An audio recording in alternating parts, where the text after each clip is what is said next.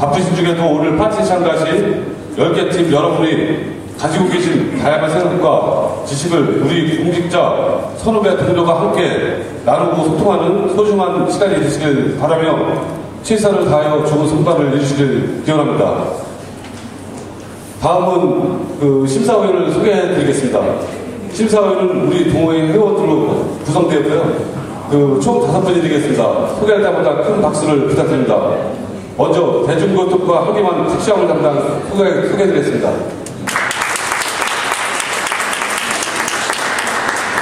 다음은 감사감독실 김정섭 기술 담당들을 소개합니다. 다음은 신입도서관 김필대 운영사 담당을 소개드립니다. 다음은 총무과 현상욱 중간을 소개드립니다. 다음은 소탕면 강주리 중간을 소개드립니다. 이상으로 소탕면 소개를 모두 마치겠습니다. 감사합니다.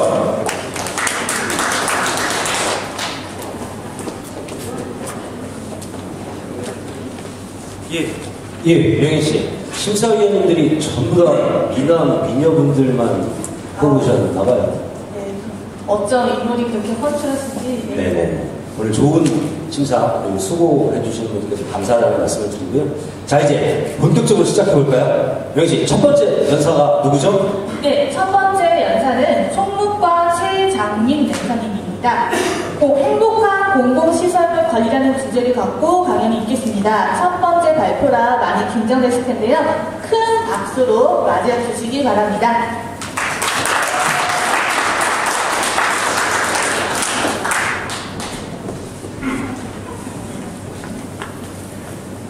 안녕하십니까. 너무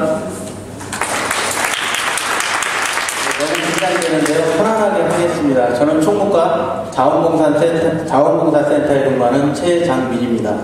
제가 오늘 하고자 하는 이야기는 행복한 공공시설물 관리방법입니다. 좀 생뚱맞은데요. 공공시설물을 영조물이라고 많이 하죠. 영조물이라는 단어를 법령에서 많이 쓰고 있고요. 시설 직군에 계신 분들은 아마 영조물 관리를 해보셨을 겁니다. 영조물이 굉장히 많죠. 도시화되면서 그 영조물에서 갖은 사고가 나고 그 사고가 나면 배상 책임을 많이 묻게 됩니다. 배상 판결도 많이 나고요. 지금부터 영조물 배상 책임이 왜 생기는지, 어떠한 근거법에 의해서 생기고 어떠한 경우에 배상 책임을 인정이 되는지, 그러면 우리는 어떻게 대응해야 되고 안전한 또 행복한 공공시설물 관리 방법은 무엇인지에 대한 이야기를 시작하도록 하겠습니다. 영조물이란 어떤 것일까요? 영조물은 국가나 지자체가 공공 또는 공용 목적에 제공하고 있는 시설물이에요. 굉장히 광범위합니다. 예를 들겠습니다. 시청사도 영조물이고요. 공영주차장이 있고요. 가장 많은 영조물이죠. 도로시설물, 육교, 표지판, 신호등, 가로수, 또 공원시설물, 체육시설물, 하천도 영조물입니다. 하천에 있는 여러가지 시설물도 다 영조물이고요. 무공산 수련원이나 그다음에 지리천주원지는 저희가 만들어가지고 위탁을 줬죠. 위탁을 줬지만 간접점유자로서 영조물에 해당이 됩니다. 이런 앞으로도 또 무한하게 늘어나고 있는 것이 영조물이죠. 예를 좀 드리겠습니다. 세 가지 예를 드는데 이게 배상 판결이 나는지 한번 확인해 주십시오. 보도에 있는 맨홀이 있었는데 뚜껑이 좀 사라졌어요. 고양이 가다가 다쳤습니다. 이거 배상해야 될까요? 물을 필요도 없이 이거 배상해야 됩니다. 다친 치료비에 대해서. 보도에 맨홀이 뚜껑이 열렸었다는 거는 관리에 하자가 있는 거죠. 표시를 좀 이상하게 했는데 걸어가는 보도에 돌멩이가 하나 있어요. 좀 큰 돌멩이가. 근데 술을 드신 분이 휘청휘청 가다가 또 들이받아가지고 발가락이 깨졌어요. 요거 배상 책임이 있을까요? 예, 요거 있습니다. 면적이신 사람은 부딪히진 않겠지만은 술 먹고 보도 걸어간다 해서 위법은 아니죠. 배상 책임이 분명히 있고요. 마지막으로 여기 잘 보이나 모르겠습니다. 지금 표지판이 좀 낮죠. 근데 요거 들이받은 사람이 그냥 들이받은 게 아니라 무단 횡단을 하다가 차도로냐고 와서 들이받았어요. 다쳤습니다. 이거 배상 책임 나을까요? 예, 이것도 납니다. 이것도 나옵니다. 왜냐하면 그 사람이 불법적으로 사용한 거는 결론으로 하고 이 영조물이 당초에 설치할 때 기준보다 좀 낮게 설치됐다는 하자였기 때문입니다. 이런 다양한 사례가 있는, 그러니까 배상 책임이 발생하는 이유가 뭐냐? 그 근거법은 국가배상법 제5조입니다. 여기에 보면은 공공의 영조물의 설치 관리의 하자, 설치의 하자도 문제가 되고 하후에 관리의 하자도 문제가 됩니다. 그 두 가지 하자로 손해가 발생하면 국가나 지자체가 배상하도록 되어 있습니다. 그 국가배상법 제5조의 가장 큰 특징을 말씀을 하나 드리겠습니다. 무과실 책임의 원칙입니다. 무과실 책임의 원칙이 뭐냐면 하자가 인정되고 사고가 나면 관리자가 아무리 관리를 잘하고 깨끗하게 관리했어도 책임을 진다는 겁니다. 과실이 없어도 책임지라는 얘기예요. 세상에 이런 법이 사실 어디 있습니까? 공무원 입장에서는 이런 법 없죠. 근데 시민 입장에서는 이렇게 좋은 법이 없습니다. 거기다가 이름 추정 논리라고 하는데 요거는 하자 입증 책임에 대한 거예요. 하자를 어떻게 입증할 거냐? 과학적으로. 시민들이 이거 입증 못하죠. 근데 객관적으로 상식적으로 저 정도면 하자다 싶으면은 하자라고 인정을 한다는 원리예요.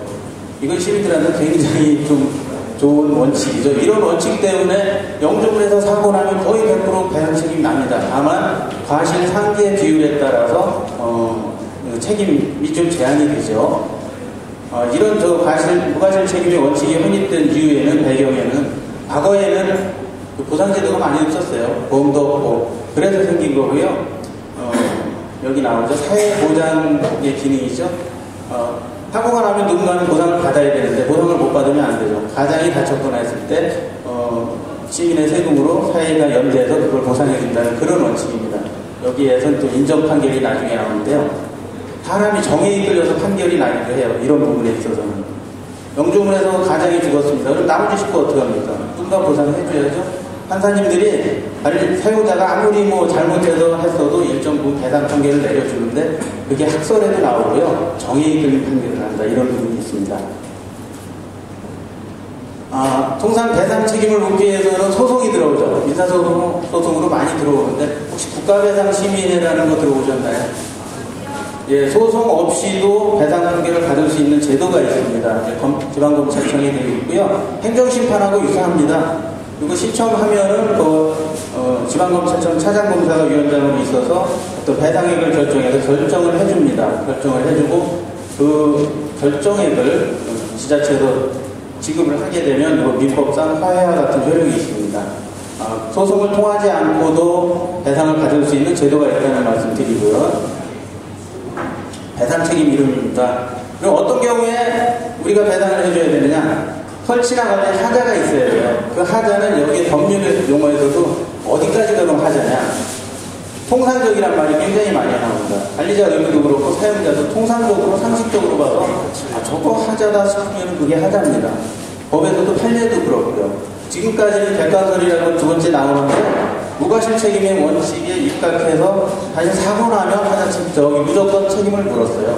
근데 이것이 92년도부터 바뀌기 시작합니다. 주관설 의무 위반설이라고 합니다. 관리자가 철저하게 관리를 했다 그러면 그 부분은 좀 감해주는 거죠. 사용자 책임을 좀 많이 묻는 겁니다. 그것이 92년부터 들어와서 최근 판례 보니까 상당 부분 많이 들어갔어요. 최근에는 이쪽으로 많이 사용자의 책임을 많이 묻고 있습니다. 그 이유는 눈독이 변해서 나가면은 영조물이죠. 공공시설만 안 밟고 생활할 수 없습니다. 그런 이유에서 그렇게 되고 있고요. 영조물 배상 책임에는 면책 사유가 3가지 있습니다. 이 경우에 해당하면 저희가 배상 책임 안 집니다. 첫 번째가 천재지변입니다. 근데 천재지변도 자연재해 작은 걸 얘기하는 게 아니고요. 요거 강원도처럼 100년 만에 폭설이 왔다. 이런 거는 어떻게 할 수 없는 거죠. 그 다음에 현재 과학적 수준으로 회피할 수 없는 위험 요소, 예견 가능성이라는 그런 부분이요. 그리고 그 위험 요소를 제거하는데 수천억 원대가 들어간다. 우리 예산사정으로 감당 안 되는 부분은 면책 사유가 됩니다. 영조물 배상 책임 소송이 들어왔을 때 그럼 어떤 거로 대응을 하셔야 되겠어요? 여러분 면책 사유가 있다면 면책 사유로 주장을 하시고 그 다음에 의무 위반설 우리가 관리를 철저히 했다는 부분 주장하셔야 됩니다. 그러면 그게 바로 이제 그렇게 주장하시면은 과실 상계 비율이 줄어들겠죠. 행복한 공공시설물 관리로 넘어갔습니다. 지금까지 말씀드린 거는 법 이론이고요. 행복한 공공시설물 관리는 다른 거 없습니다. 소송 걸린 거 그렇게 열심히 대응하기 이전에 위험요소 사전에 제거하고요. 그리고 소송이 안 걸리는 거였죠. 예시를 하나 들겠습니다. 진입천 시민유원지 사진입니다. 2003년도인가요? 3년도인가 그때 아마 여기서 아이가 죽었죠? 그 수문에서 저기 보이는 수문에서 죽었습니다. 요게 그 상태 사진이고요. 그 당시에 이 수심이 70cm였어요. 아이가 죽을 수 있는 상황은 아니었습니다만 그 당시에 그 배상 판결이 났고 시의 책임이 70%고 보호자가 30% 정도 책임을 물었습니다.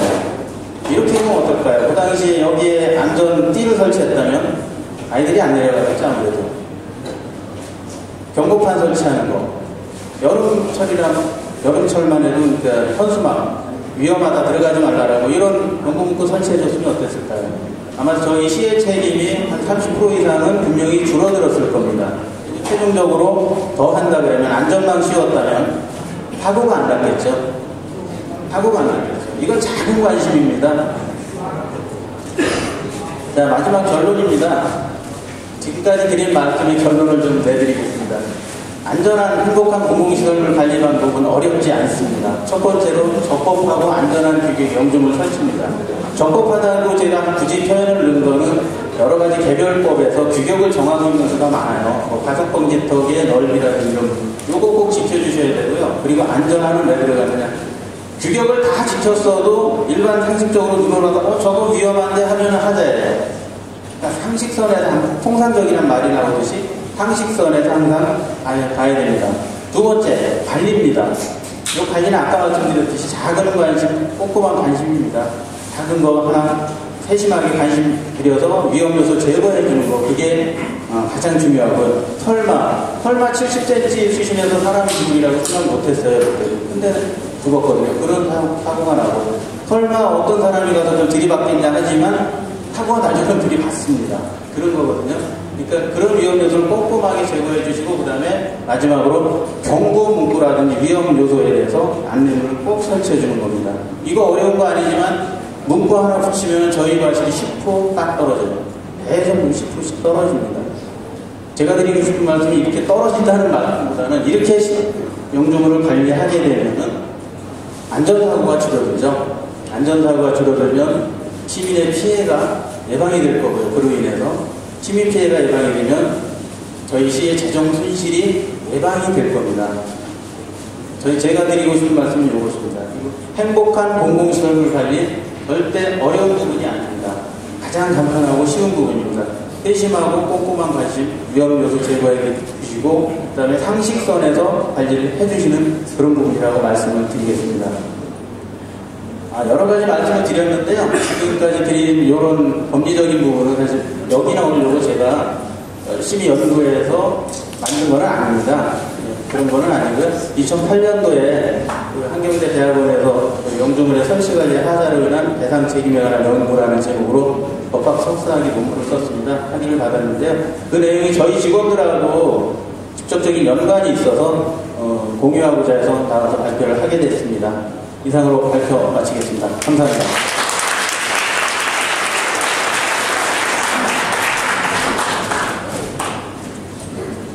네, 수고하셨습니다. 다음 두 번째 연사를 소개시켜드리겠습니다.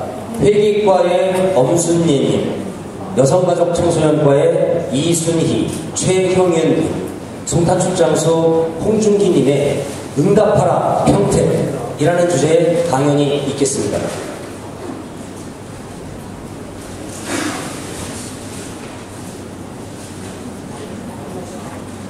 준비가 됐나요? 예.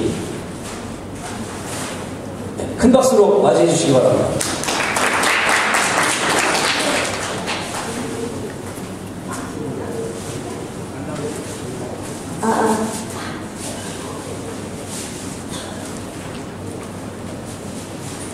안녕하세요. 평택 1706 발표를 맡은 최형윤입니다. 먼저 저희 팀명과 팀원 소개를 하도록 하겠습니다. 측정해서 알아주세요. 저희 평택 1706이라는 명칭을 팀명으로 정하게 된 이유, 제목을 정하게 된 이유는 1706이라는 숫자가 2013년도 평택시 공무원의 정원 수입니다. 그래서 저희 평택시 공무원 모두가 공감하고 또 원하는 게 무엇일까 고민하다가 이 명칭을 채택을 하게 되었고요. 저희 팀원들은 4명으로 구성했습니다. 의욕적으로 저희 이 프레젠테이션에 참여하도록 도와준 이승희 주무관, 오늘 이리저도 여기 참석하지는 못했는데요. 후니까 엄술래 주무관, 그리고 PT 작업에 애써주신 우리 홍준기 주무관, 그리고 발표를 맡은 최형윤입니다.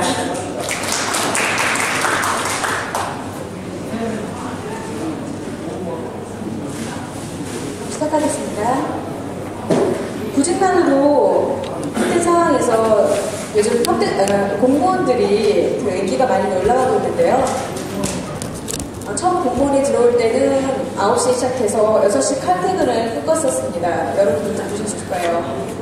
그렇지만 들어와서 보니까 정말 지방 공무원들이 이렇게 많은 일을 하고 있는지 알고서 깜짝 놀랐습니다.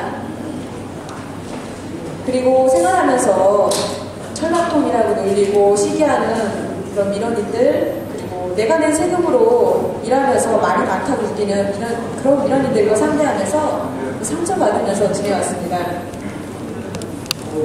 그러면서 거의 20년의 공직생활을 하면서 정말 우리가 원하는 게 뭘까 고민해봤습니다. 그래서 우리 시 공무원들이 같이 공감할 수 있는 내용에 대해서 정리해봤는데요. 우리 시 공무원들이 무슨 일을 하고 있나요?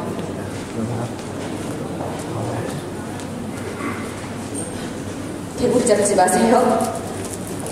쓰레기 버리지 마세요. 도로변 주차 위험합니다. 가로등 아래서 키스도 안 되고요. 노상 방류도 안 됩니다. 평택시는 현안 사항이 참 많습니다. 물론 다르신 부모들도 마찬가지겠죠. AI, 구제역, 눈이 많이 오면 설해 대책, 비가 많이 오면 우기 대책, 또 가뭄면 한해 대책, 참 대책이 많습니다. 태풍이 오면 태풍 예방 대책 해야겠죠? 피해 조사도 해야 하고요.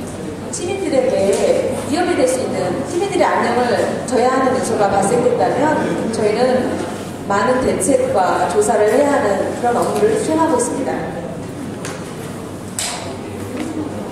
거기에다가 각종 회의, 평가, 보고 참 많죠. 특히 MBC 같은 경우는 2007년도에 주한미군 관련된 사업을 해서 전국에 있지 않은 새로운 사업들을 만들어가느라고 정말 고생 많으셨습니다. 몸고생, 마음고생 참 많았는데요.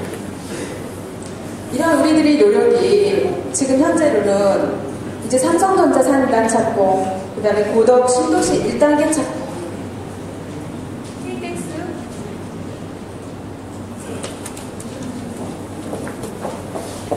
KTX 신평택역 설계 마무리, 권역별 복지타운 계획 등 많은 시정 발전의 성과를 가시화되고 있습니다. 그렇지만 우리의 근무 환경 이대로 좋은 걸까요?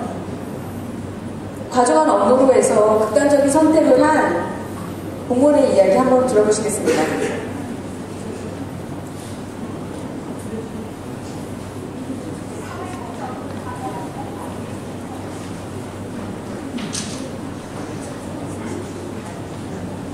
목숨을 끊었습니다. 올해만 벌써 4명째인데요. 과중한 업무를 덜어줄 현실적인 대책이 시급해 보입니다. 이문석 기자입니다.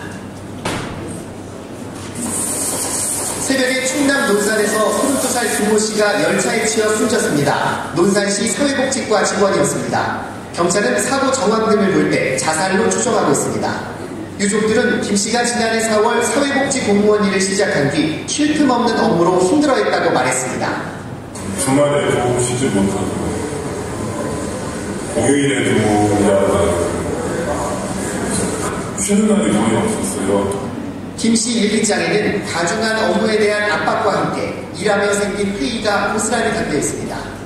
지역마다 다르지만 사회복지 공무원 한 명이 적게는 수백 명에서 많게는 수천 명을 관리하는 상황.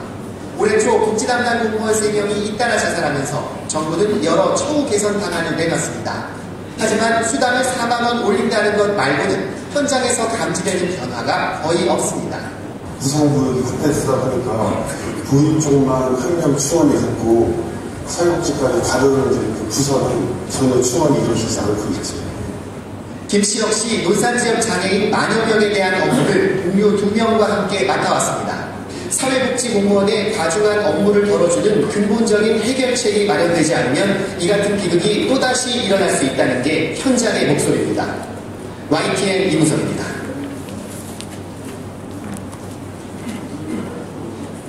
자, 그렇다면 이러한 내용을 우리 업무 과중 상태를 수치로 한번 알아보겠습니다. 지난 IMF 때 2007년이죠. 저희 일반직 공무원 숫자가 1368명이었습니다. 근데 2008년도 1317명으로 조정이 되었습니다. 그리고 다시 회복되는데 3년이 소요됐습니다. 그런데 아까 말씀드린 것처럼 저희 시는 2007년도부터 주한미군 관련된 사업을 했죠. 그래서 무척 많은 사업량을 감내해야만 했습니다. 적은 인원으로 더 많은 일을 한 거죠. 지금 이 화면은 일반인들의 암 발생률에 대해서 보여주고 있지만 실제로 여러분들이 알고 있는 것만으로도 한 8년 동안에 저희 공직자들의 암 발생률이 얼마나 많이 늘고 있는지 느끼고 계실 겁니다. 그렇다면 이렇게 과중한 업무와 스트레스로부터 우리 공무원들을 구해줄 만한 프로젝트 뭐 없을까요? 우리 특별법을 시행한 공무원인데 우리 이 특별한 공무원들을 위한 특별한 프로젝트, 특별한 힐링 프로젝트 필요하지 않을까요? 그래서 한번 상상해봤습니다. 아침 못 먹는 직원들을 위한 아침 식사, 스트레스 받는 직원들 마사지라도 좀 받을 수 있고 그게 아니라면 지압 치료라도 좀 받을 수 있으면 얼마나 좋을까요? 그리고 일주일에 한 번 정도 웃음치료사가 와서 같이 직원들이 웃을 수 있는 그런 기회를 준다면 좀 더 화기애애지고 좋지 않을까요? 그리고 휴식년이라고 들어보셨나요? 그게 쉽지는 않겠지만 10년에 또 며칠, 20년에 며칠 포상으로 줄 수 있는 그런 특별한 휴가가 있다면 정말 행복해질 것 같지 않습니까? 상상을 한번 해보세요. 우리 인생이 더 풍성해지고 행복해질 것 같고요. 야근하셔야 되나요? 힘들어하지 마세요. 충분히 있잖아요. 단 수요일은 안 됩니다. 마음먹은 대로 일이 잘 안 된다고 좌절하지 마세요. 새로운 업무를 맡았다고요? 두려워하지 마세요.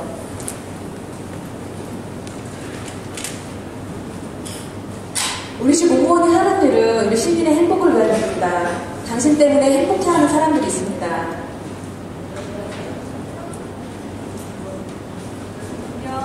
당신 때문에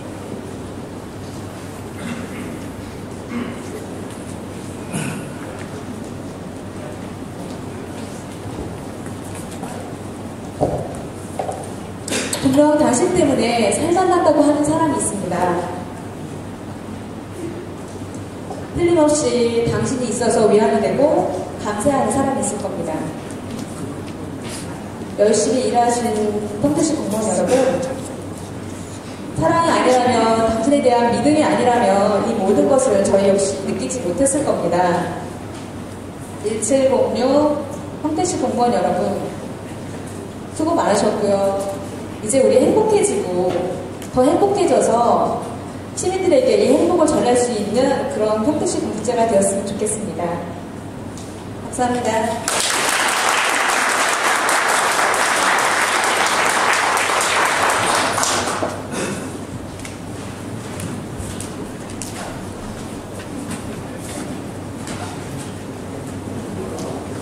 네, 최현민님의 응답하라 평택 잘 들었습니다. 그 상상 이루어지길 꼭 기도하겠습니다. 네, 세 번째 팀에 대해서 소개해드리겠습니다. 자원환경위생과 최영준님께서 법은 냉정하나 심장이 있다라는 주제로 강연이 있겠습니다. 박수로 맞이해 주십시오.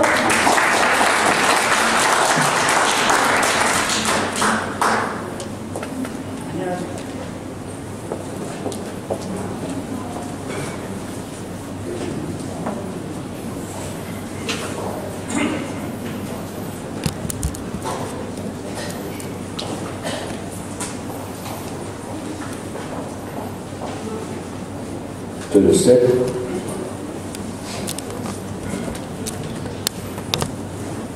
안녕하십니까.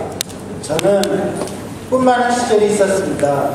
저에게 이런 사람이 이렇게 변해서 지금은 자원환경위생과에서 많은 사람들과 함께 일하면서 사는 최영준입니다. 오늘 주제는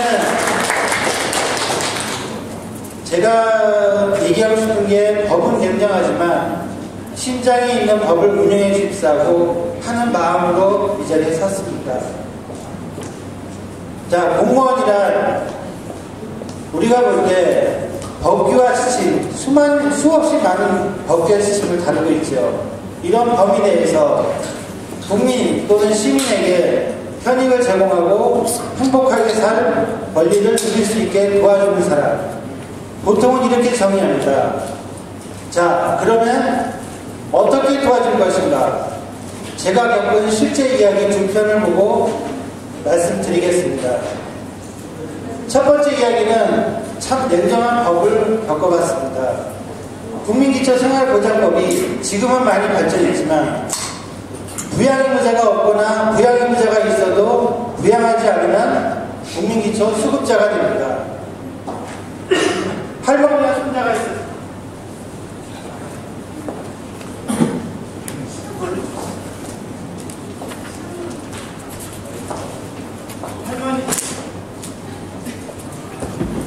할머니와 손자가 살고 있었습니다.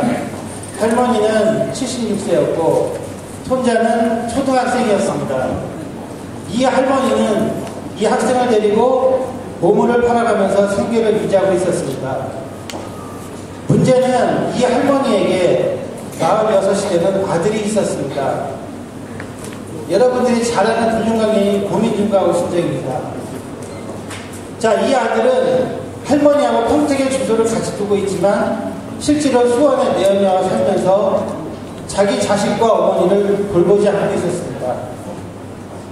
그럼으로 인해서 이 나쁜 자식 때문에 할머니는 아들이 있음에도 불구하고 국민기초 수급자가 될 수가 없었습니다.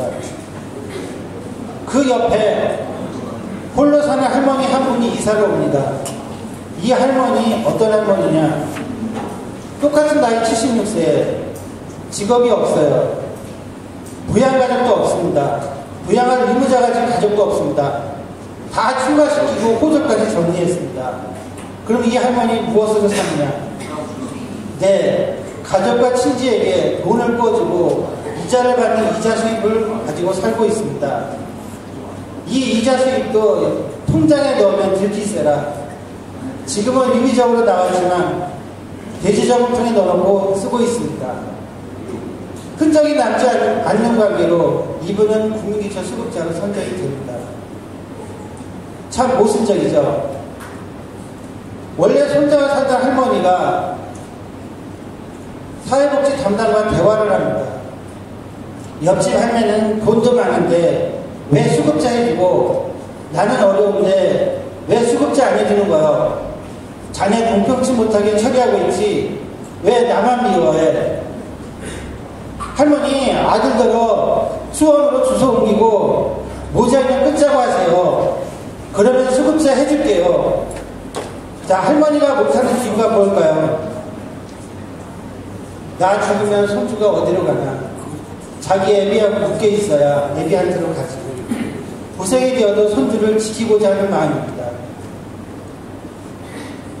보통의 우리들은 이런 경우에 할머니가 아들의 주소를 옮겨놓고 오면 수급자 선정한다. 이게 보통의 처리 방식입니다. 92년도 당시에는 힘들었지만 지금은 많이 개선돼서 두 번째 사항이 거의 이루어졌습니다. 손주를 걱정하는 할머니의 마음을 헤아려 구제기관이나 봉사단체를 연결하며 재정적인 지원이 되도록 한다. 예전에 이런 어려운 사람들이 좀 더 도움을 받을 수 있게 하기 위해서 지금의 사회복지사가 탄생된 것 아닐까요? 잠시 쉬어가겠습니다. 구소련의 농부가 아주 생활이 어려워서 기도를 해야 됩니다. 하나님, 나에게 1억만 주세요. 1억만 주시면 참 좋겠습니다. 이 사람은 또 노력을 해야 된다 그래가지고 자기네 수상인 고르바초프한테 편지를 보냅니다. 내가 어려우니 1억만 보내달라고. 고르바초프는 사제를 털어 총 동원할 수 있는 5천만 원을 동원해서 보내줬습니다. 농부는 어떻게 기도했을까요? 바꿔놓고 입장을 생각해 보십시오. 하나님, 앞으로는 제게 돈을 직접 주세요. 못된 고르바초프는 5천만 원 띄어먹었습니다. 네, 두 번째 이야기는 법의 심장을 실천하는 이야기입니다. 민방위 기본법에서는 심신장애자는 민방위 편성 제외 사유가 됩니다. 심장을 제대로 실천하는 민로 마련했습니다.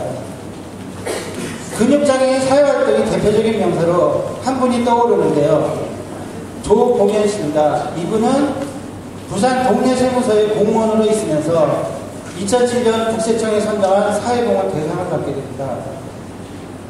활동은 장애인으로 야학을 하면서 봉사활동을 하고 수많은 장애인을 도와주게 됩니다. 자, 우리 입장에서 볼까요? 쌍용자동차에서 김봉사라는 사람이 있었습니다. 이분은 근육장애가 있었어요. 그러면서 직장 민방위 대원이었습니다. 봉사부서 활동에 아주 적극적으로 도와줬어요. 이분은 중앙동에 소지하고 있었습니다. 중앙동 사무소에서 2006년도 민방위 담당자가 직장 민방위 대원을 정리하고 있었습니다. 평소에 김봉사 씨가 알고 있던 이 직원은 그분이 근육장애인이라는 걸 알고 이분이 교육 안 나오게 해주면 되겠다. 쌍용 자동차에다가 근육장애로 인하여 직장 민방위 대원 제외된다고 통보를 하였습니다. 이 시기가 2006년도라는 점을 중요히 생각해 주십시오. 쌍용 자동차에서 담당자의 선행에 있음에도 불구하고도 이 김봉사 씨는 정리해고됐습니다. 왜일까요? 2006년도에는 쌍용 자동차가 구조조정 시기였습니다. 단지 장애라는 사유 하나로 생계형 직장을 잃었습니다. 참 막막한 상담이었어요. 저를 찾아와가지고 하시는 말씀. 10여년을 숨기고 직장을 다녔는데 하필 민방위 3년차에서 그것도 구조조정이 진행되는 시기에 회사에 장애인으로 통보되었는지 원망스럽네요. 동민방위 담당자는 좋으신 분이라고 교육 안 나오게 도와드리려고 한 것이랍니다. 오해는 없으셨으면 합니다.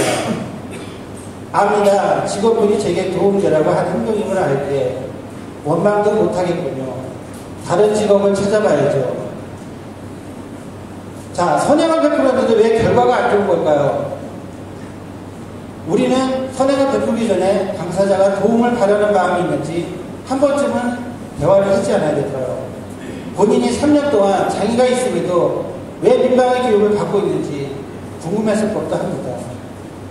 장애가 있으신데 그럼 민방위 교육을 안 받을 수 있어요? 하는 질문을 한 번쯤 던졌으면 참 도와드릴 방법이 없어서 직업 소개서만 소개해드렸습니다.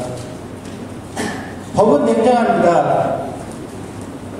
그러나 또한 법은 심장이 있어야 합니다. 오늘 여러분께 제가 전해드리고자 하는 이야기는 살아있는 심장이 되기 위해 노력하는 공무원이 되길 바라는 마음에서 이야기를 전해드렸으며 마무리로 동영상을 준비했습니다. 박수아를 사령기에서 피해자로 소환한다는 게 말이 됩니까? 그날 그 일이 왜 벌어졌는지 미셨어요? 나도 안타까워요. 그치만 사실이면 어떡합니까? 그날 장애성을 찌른 건 박수아 맞잖아요. 짱돌을 지키려다 생긴 사고예요. 그걸 아니까 짱돌도 묻은 거고요. 과는 과예요. 과를 보고도 눈을 감으라고요? 그게 검사한테 할 소리입니까? 그 과가 왜 생긴 건데요? 당신은 나 그리고 김 판사님 셋이 만든 과예요. 아니 뭐 1년 전에 내가 민중국한테 속지 않았어도 당신이 시민한테 위증만 안 시켰어도 그리고 재판장님이 실체 파악을 좀 더 신중했어도 박수아는 그런 짓을 안 했을 겁니다. 우리 세대 관을 바로잡은 게 박수아예요. 우리가 나중 민중국을 잡는데 가장 큰 공을 세운 게 박수아입니다. 그 공은 왜 안 따진 겁니까? 그리고 보상은요? 그 재판에서 박수아가 입은 피해는 누가 보상합니까? 공도 없고 보상도 없이 과만 따진다고요? 그게 서대문 검사 당신이 생각하는 법입니까? 네, 그게 그러니까 법은 그 무엇보다도 냉정해야 돼요. 이쯤 앉아. 내가 좀 바쁜데.